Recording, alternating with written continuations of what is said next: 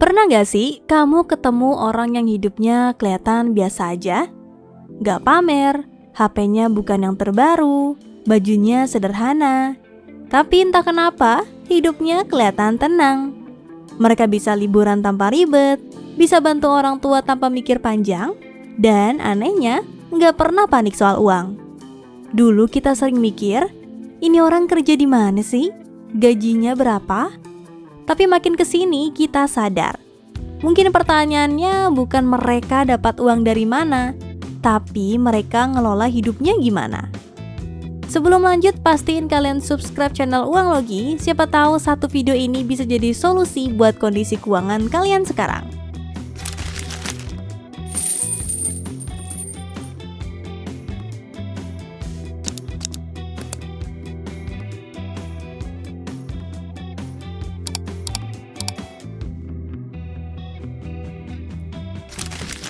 Ada satu fase yang hampir semua orang pernah alami, bekerja keras. Gajian datang dengan rasa lega, namun 2 minggu kemudian, dompet kembali sunyi. Bukan karena boros berlebihan, juga bukan karena penghasilan terlalu kecil, melainkan karena uang mengalir ke banyak hal kecil yang tidak kita sadari. Barang yang bahkan tidak diingat kapan dibeli, langganan yang jarang digunakan, kesenangan instan yang cepat dilupakan. Pada titik itu muncul pertanyaan yang tidak nyaman. Mengapa bekerja keras, tetapi tidak pernah merasa cukup? Jawabannya seringkali bukan pada jumlah uang, melainkan cara berpikir tentang uang itu sendiri. Disinilah sebuah konsep sederhana mulai mengubah cara pandang. Frugal living.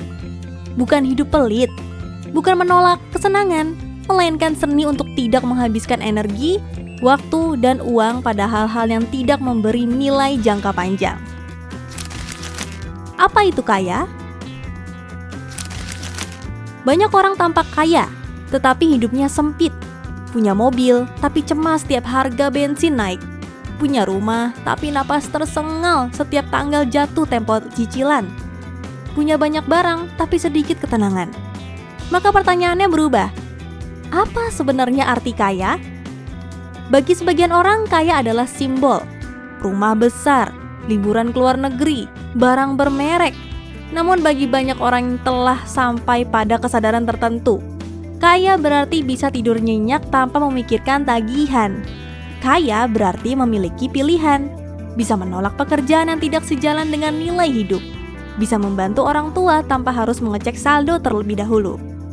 Kaya bukan soal memiliki segalanya, melainkan tidak dikendalikan oleh kebutuhan untuk terlihat cukup di mata orang lain. Inti perubahan pola pikir. Sebagian besar, pengeluaran tidak didorong oleh kebutuhan, melainkan oleh rasa tidak aman. Saat merasa tertinggal, belanja. Saat stres, cari pelampiasan. Saat ingin terlihat baik-baik saja, beli sesuatu. Namun barang tidak pernah benar-benar memberi rasa aman. Yang dicari bukan barangnya, melainkan ketenangan batin. Disinilah konsep delay gratification berperan. Menunda kesenangan hari ini demi ketenangan yang lebih besar di masa depan. Bukan menahan diri dengan tersiksa, melainkan sadar bahwa kesenangan instan seringkali mahal harganya. Dan menariknya, kesenangan yang ditunda justru sering terasa lebih bermakna. Karena ada rasa kendali, rasa menang atas diri sendiri. Transisi ke praktik nyata. Kesadaran tanpa tindakan hanya akan menjadi wacana. Perubahan nyata selalu dimulai dari langkah kecil. Bukan perubahan besar yang dramatis, tetapi keputusan-keputusan sederhana yang konsisten. Pertama, mengenali kebocoran kecil. Uang jarang habis karena satu keputusan besar, melainkan karena banyak keputusan kecil yang tidak disadari. Kedua, mengalihkan uang ke hal berdampak panjang. Dana darurat, tabungan yang tidak disentuh, investasi sekecil apapun tetapi rutin, serta investasi pada diri sendiri, skill dan kemampuan yang nilainya tidak dimakan inflasi. Ketiga, belanja dengan sadar. Bukan menolak kesenangan, tetapi bertanya sebelum membeli. Apakah ini benar-benar dibutuhkan? Apakah ada alternatif yang lebih bijak? Apakah ini memberi nilai jangka panjang? Keempat, menggunakan sistem.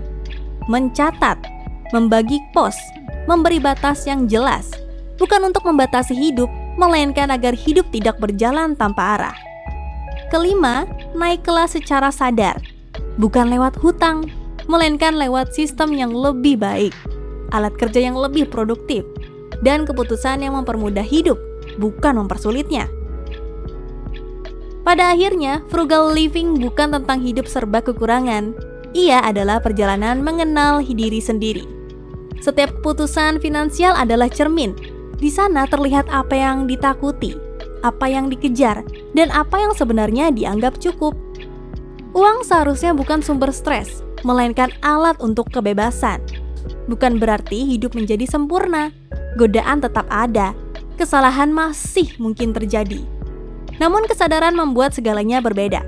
Dan kesadaran itu jauh lebih berharga daripada sekedar angka di rekening.